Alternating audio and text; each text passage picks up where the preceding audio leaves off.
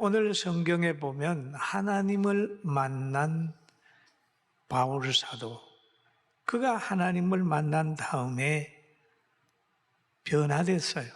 예수 믿는 사람 박해하던 그가 변화가 돼가지고 예수님을 전하는 사람으로 바꾸어졌습니다.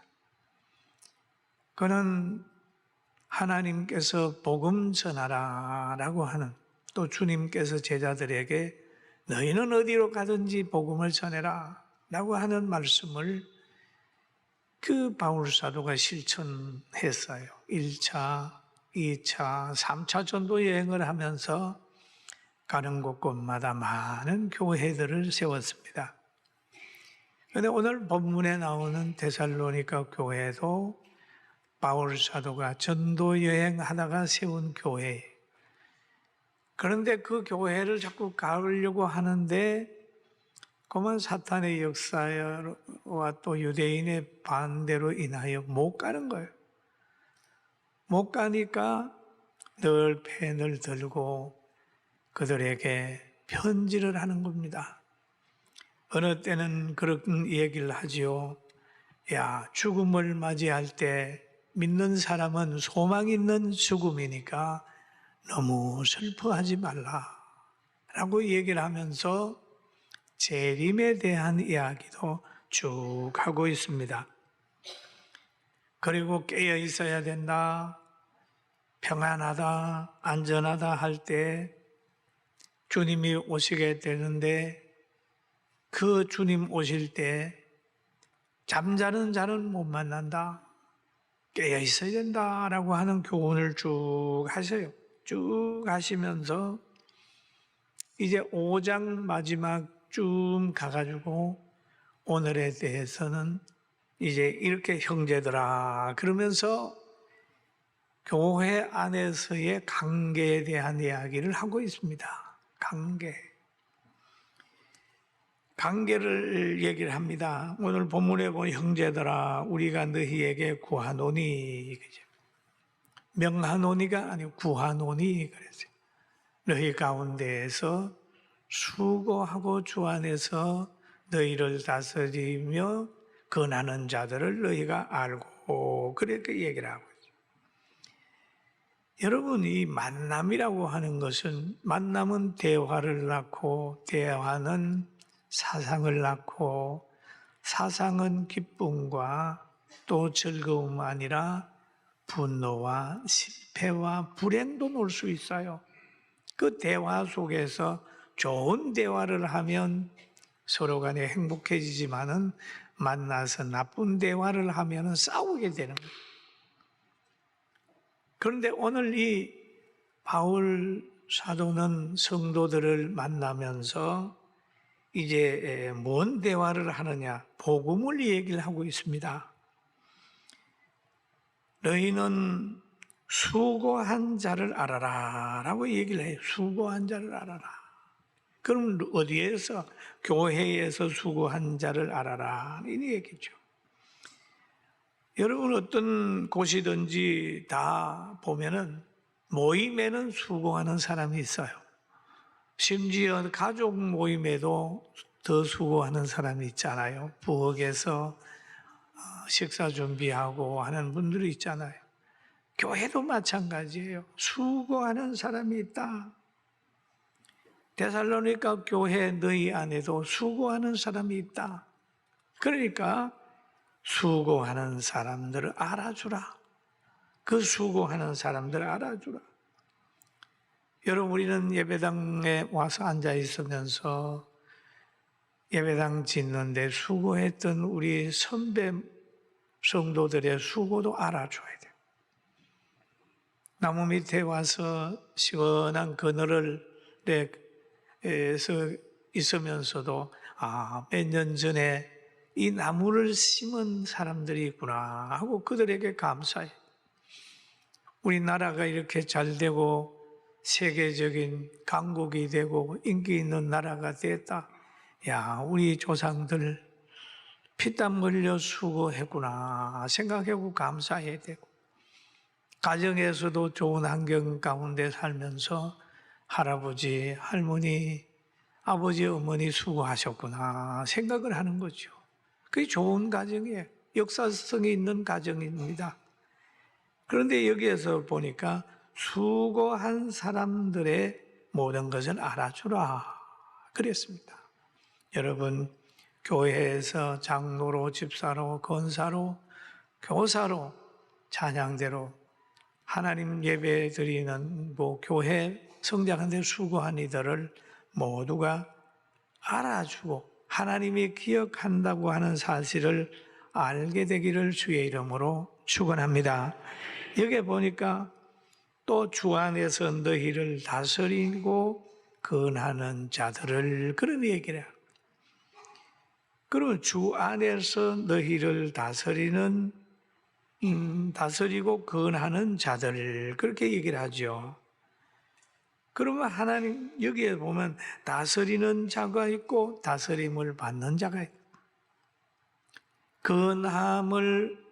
근하는 자가 있는가 하면 근함을 받는 사람이 있다는 거예요. 우리나라도 그렇잖아요. 다 신분이 같잖아요. 장관이나 대통령이나 모든 사람은 신분이 같지만은 직분이 다를 때 그 사람이 어떤 사람은 가르치는 자가 되고 어떤 사람은 명하는 자가 되고 어떤 사람은 배우는 자가 되잖아요. 대한민국 사람 다 투표할 때 한 표지만 신분과 직분에 따라서 은사에 따라서 어떤 사람은 가르치고 어떤 사람은 배우는 사람이 있는 것처럼 교회도 그렇게 구성이 되어 있다는 거죠. 하나님이 정하는 거예요. 그래서 디모데전서 5장 17절에 보면 이렇게 얘기를 합니다. 잘 다스리는 장로들은 배나 존경할 자로 알되. 그러면 잘못 다스리는 사람들은 존경 못 받잖아요. 잘 다스리는 자는 배나 존경할 자로 알되. 말씀과 가르침에 수고하는 이들에게는 더욱 그러할 것이니라 라는 얘기를 하죠. 그러면 성경에 보면 장로도 장로고 목사도 장로인데 목사는 가르치는 장로. 그러니까 여기에 보니까 더욱 귀하게 여겨라. 여러분, 우리 직분자들도 하나님께 사랑받으려고 하면 하나님 말씀에 의해서 순종하게 되면 존경받는 자로 알게 되길 주의 이름으로 축원합니다. 하나님은 그 시대마다 때로는 구약에서는 제사장 그리고 또는 왕 사사들을 세워서 그 민족을 보호했고 다스렸습니다. 또 교회를 세워가는 과정에서 어떤 사람은 장로로, 집사로, 목사로, 교사로 세워가지고 그 교회를 늘 건강하게 만드는 거예요. 그런데 바울 사도는 고린도전서 12장 12절에 보니까 교회가 가지고 있는 모든 기능을 가지고 몸을 비유하고 있습니다. 몸은 하나인데 많은 지체가 있고 몸의 지체가 많으나 한 몸인 것 같이 그리스도도 그러하니라 그랬죠. 많은 지체가 있지만 한 몸인 것처럼 교회도 많은 직분이 있지만 한 교회고 많은 은사가 있지만은 그리스도의 교회를 세우는데 쓰임을 받아야 된다라고 말하고 있습니다. 그러면서 만일 한 지체가 고통을 받으면 모든 지체가 함께 고통을 받고 한 지체가 영광을 얻으면 모든 지체가 즐거워하느니라. 너는 그리스도의 몸이니 지체의 각 부분이니라 라고 얘기를 하죠. 교회는 그만큼 몸의 지체처럼 한 몸이다. 그리스도 안에 하나다.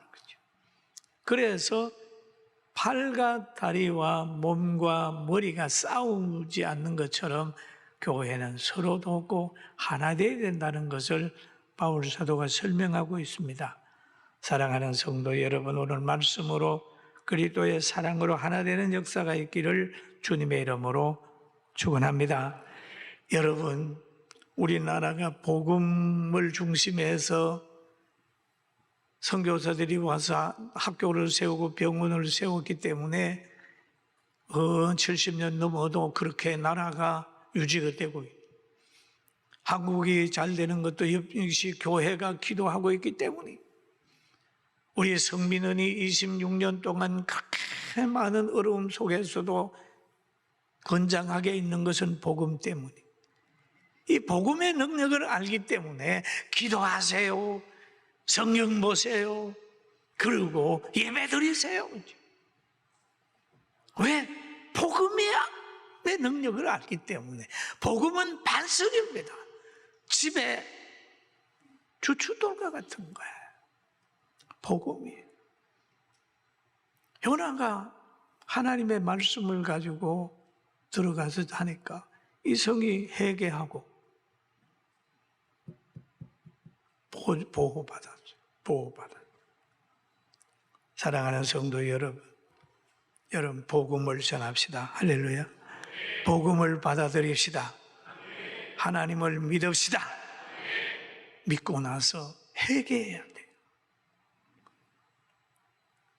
여러분, 하나님의 말씀은 때로는 정죄할 수도 있어요. 그렇게 믿어서 되겠냐? 이렇게 할 수도 있어요. 그럴 때 악한 사람은 그래? 하면서 복음 전하는 사람을 대적하고 막 죽이려고 하잖아요. 죽인 사람도 있어요. 성경에 보면. 희망 없어요.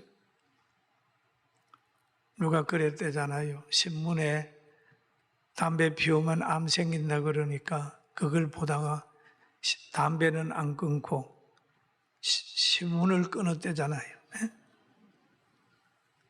여러분, 하나님의 말씀을 자꾸 책망을 들으면 듣기 싫어가지고 귀를 막고 성경을 안 보는 사람은 안 되잖아요. 들으면 아멘 하고 하나님 끊을 수 있도록 해주세요. 회개할 수 있도록 해주세요. 그렇게 해야 희망이 있는 거예요. 할렐루야. 아멘. 그러는 거예요. 복음의 능력을 알기 때문에 사탄들은요, 어떻든지 복음 전하지 못하게 만들어요. 그거는 지금뿐만 아니라 과거에도 그랬습니다. 사도행전 4장에 보면은 17절이 나오는데 한번 같이 또 봅니다. 이것이 민간에 더 퍼지지 못하게 그들을 위협하여 이후에는 이 이름으로 아무에게도 말하지 말게 하자 하고 그들을 불러 경고하여 도무지 예수님의 이름으로 말하지도 말고 가르치지도 말라. 베드로와 요한이 대답하여 이르되 하나님 앞에서 너희 말 듣는 것이 하나님 말씀을 듣는 것보다 옳은가 판단하라. 사도들이 복음을 전하니까 예수님을 죽인 제사장과 이 무리들이 복음 전하지 말라는, 막 끌어다가 위협도 하고 가두기도 하고 때리기도 하고 그랬단 말이에요. 그럴 때 베드로와 요한은 아니다. 너희는 못 전하게 하지만은 하나님은 전하라고 했으니까 우리는 전한다. 그랬습니다. 여러분 보세요. 지금 교육기관에 가서도 또 우리가 복지를 해도 종교색 빼세요. 예배 드리지 말고 믿는 사람 모이지도 말고 그런 거 끊다고. 왜? 예배 드리고 기도하고 말씀 따라가게 되면 어둠의 세력이 없어요. 그러니까 자꾸 막는 거예요. 학교에서도 그럽니다. 뭔 얘기하면 종교색 얘기하면 빼세요. 이렇게 가는 거예요. 여러분, 절대로 여러분 사람의 말대로 신앙 양보하지 말고 믿음 잘 지켜서 큰 사람 되시고 영원한 사람 되시길 주의 이름으로 축원합니다. 어둠의 세력은 복음 전파를 막고 있습니다. 그러나 복음 전파를 하는 것이 사는 길이고 승리하는 길입니다. 그런데 성경에 또 한 사람 얘기를 하잖아요. 환경 따라갔던 사람이 있어요. 환경 따라. 나오미 같은 사람도 그 환경이 어려우니까 베들레헴에서 저 모압으로 가가지고 실패했지만은 믿음의 사람하고 동행하다가 환경 따라갔던 아브라함의 조카 롯이라는 사람이 있어요. 축복을 많이 받아가지고 둘이 같이 아브라함과 그걸 먹일 수 없는 거예요. 양을 먹일 수 없게 되니까 아브라함이 그러는 거예요. 야, 조카야, 네가 자하면 내가 우하고 네가 우하면 내가 자할게. 그러니까 자기가 쑥 돌아보니까 소돔과 고모라가 멸망하기 전 지금 사해 바다가 그 유황불 심판 받기 전에는 상당히 비옥한 땅이고 좋은 곳입니다. 그러니 눈을 들어보니까 그곳 아름다워서 그곳으로 갔어요. 복음을 가지고 간 게 아니에요.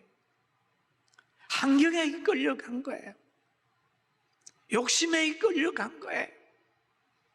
삼촌도 생각하지 않고 자기가 먼저 좋은 환경을 선택한 거예요. 소돔 고모라 가가지고 살았어요. 그러니 거기에 많은 사람들이 죄를 집니다. 그러므로 하나님의 진노가 거기에 임함으로 인하여 그가 일구어 놓았던 모든 재산과 모든 것들은 다 유황불에 타버리고 사랑하는 아내까지 유황불 심판 때 희생이 되고 딸 둘만 데리고 간신히 도망 나왔는데 그것도 아브라함의 뒤에서 중보기도의 은혜를 덧입은 거예요.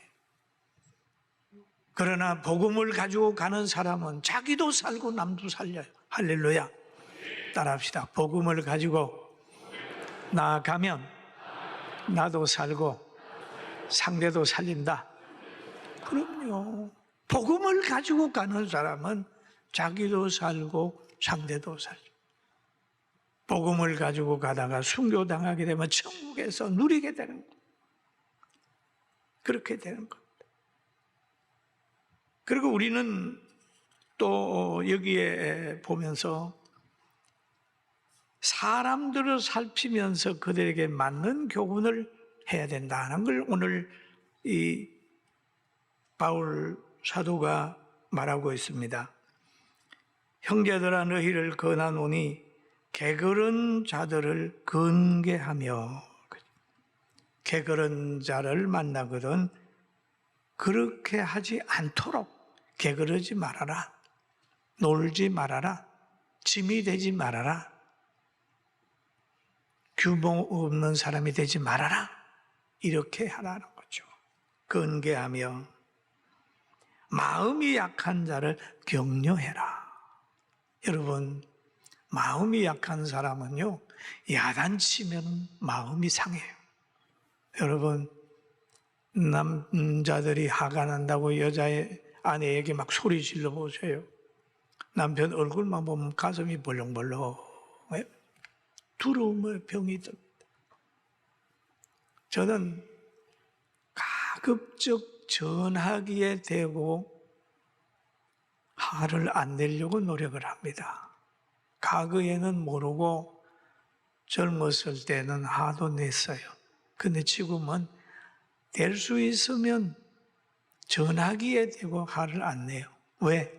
여러분 전하기에 대고 화를 몇 분 내보세요. 그러면 상대가 전화만 오면 가슴이 철렁해요. 가정에서도 마찬가지예요. 막 해보세요. 아이고 또 무슨 일이지? 무슨 일이지? 그러니까 화가 난 일이 있으면 좀 하고 전하기에는 상대가 공포증을 느껴요. 여러분들도 가정에서 아내에게 전하기로 화내지 말고 늘 마음이 약한 사람들에게는 어떻게 해야 되냐? 오늘 맞아. 격려해라. 잘한다. 잘할 수 있어. 해봐. 이번에 학생들하고 제가 밤에 만나서 얘기를 했어요. 아이들이 보면 이렇게 좀 힘이 없어졌죠. 할 수 있어. 해봐. 세계를 품어봐. 우리는 젊잖아. 힘차게 얘기를. 그랬더니 아이들이 확 살아납니다. 여러분, 칭찬을 아끼지 말고 격려를 아끼지 말고 다른 사람에게 힘을 주는 그런 언어가 있기를 주의 이름으로 축원합니다. 아멘. 교회에서도 마찬가지입니다. 교회에서도 할 수 있어. 해봐. 그리고 목 타거든 여기 보니까 힘이 약한 사람들은 붙들어주라, 도와주라. 할 수 있도록 도와주라. 자꾸. 그래서 아름다운 만남은 격려받는 만남, 그다음 위로받는 만남, 그리고 도와주는 만남, 도움받는 만남, 귀한 거죠. 게으른 자에게는 긍개하는 사람을 만나야 되는 거예요. 그러면서 교회 안에서도 이런 일을 해라라는 얘기를 합니다. 그러면서 15절에 가가지고 그런 얘기를 하죠. 삼가 누구에게든지 악을 악으로 갚지 마라. 여러분, 악을 악으로 갚아야 될 일이 있습니다. 그러나 우리는 기억해야 되는 것이 원수 갚는 곳이 하나님께 있다고 얘기를 합니다. 로마서 12장에 보면 그런 말을 하고 있어요. 내 사랑하는 자들아, 너희가 친히 원수를 갚지 말고 하나님의 진노하심에 맡기라. 기록되었을 때 원수 갚는 것이 내게 있으니 내가 갚으리라 주께서 말씀하시니라. 여러분, 악한 사람은 여러분이 원수를 안 갚아도요, 하나님이 원수 갚으면 무섭게 갚아줘요.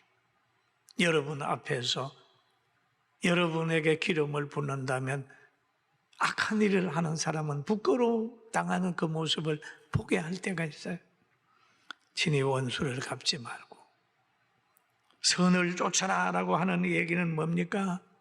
항상 예수님을 쫓아라, 진리를 쫓아라, 선을 쫓아라 라고 하는 이 말씀을 마음에 기억하면서 날마다 승리하는 우리 성도들 되길 주의 이름으로 축원합니다.